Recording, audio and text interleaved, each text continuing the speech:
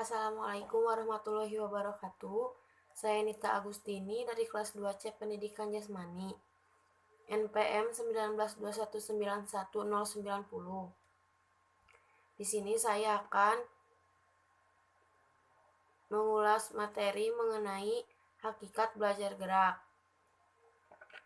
Di dalam hakikat belajar gerak itu, yang pertama ada pengertian belajar gerak, yang kedua ada bentuk atau konsep gerak, dan yang ketiga, yang terakhir, ada ranah gerak. Nah, yang pertama ada pengertian belajar gerak. Pengertian belajar gerak pada prinsipnya tidak jauh dari pengertian belajar secara umum. Berikut ada beberapa penjelasan dari para ahli. Yang pertama ada Skin yang menjelaskan bahwa belajar gerak adalah serangkaian proses yang dihubungkan dengan latihan atau pengalaman yang mengarah pada perubahan-perubahan yang relatif permanen dalam kemampuan seseorang untuk menampilkan gerakan-gerakan yang terampil. Yang kedua ada Oxendine. Oxendine menjelaskan bahwa belajar motorik adalah suatu proses perubahan perilaku gerak yang relatif permanen sebagai hasil dari latihan dan pengalaman. Kemudian yang terakhir ada Rahantoknam.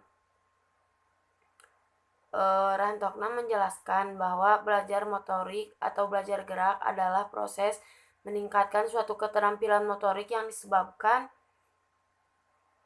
oleh kondisi latihan atau diperoleh dari pengalaman, bukan karena kondisi maturasi atau motivasi temporer dan fluktuasi fisiologis.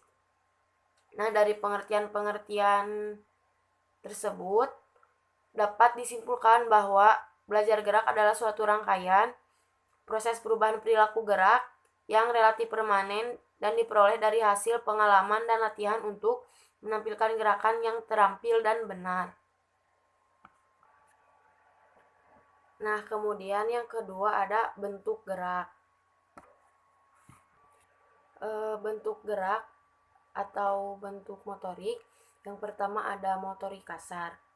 Apa sih motorik kasar itu? Jadi motorik kasar adalah gerakan tubuh yang menggunakan otot-otot besar, sebagian besar atau seluruh anggota tubuh, yang dipengaruhi oleh usia, berat badan, dan perkembangan anak secara fisik. Contohnya itu kemampuan duduk, berlari, menendang, atau naik turun tangga. Perkembangan motorik ini beriringan dengan proses kematangan fisik anak. Dan kemampuan motorik ini merupakan hasil dari banyak faktor, yaitu perkembangan sistem syaraf. Jadi, seiring dengan berkembangnya sistem saraf, kemampuan fisik yang memungkinkan juga untuk bergerak dan lingkungan yang mendukung perkembangan kemampuan motorik. Nah, kemudian ada motorik halus. Sebaliknya dari motorik kasar, jadi motorik halus adalah kemampuan yang berhubungan dengan keterampilan fisik yang melibatkan otot-otot kecil dan koordinasi mata dan tangan. Saraf motorik halus ini dapat dilatih dan dikembangkan melalui kegiatan dan rangsangan secara rutin. Bisa disebut bermain permainan yang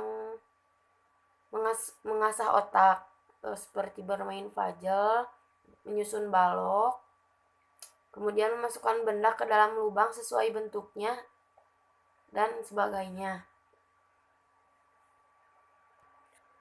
Kemudian yang ketiga ada ranah gerak atau disebut juga ranah motorik.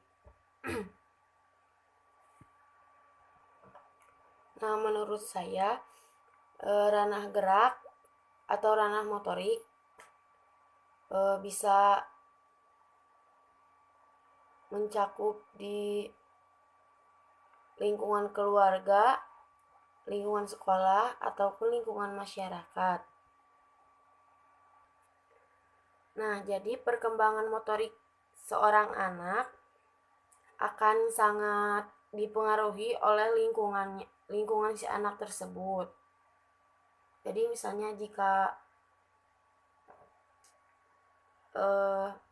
lingkungannya baik, maka perkembangan motorik si anak pun akan baik, dan begitupun sebaliknya, karena anak akan merespon stimulasi yang diberikan oleh lingkungannya. Jadi masa ini juga merupakan masa peletak dasar untuk mengembangkan kemampuan kognitifnya.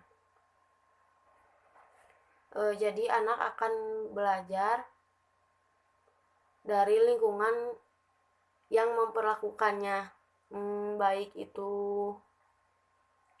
lingkungan keluarga maupun di lingkungan sekolah. Terutama di lingkungan keluarga anak ini, orang tuanya lebih mengutamakan pada perkembangan motorik anak.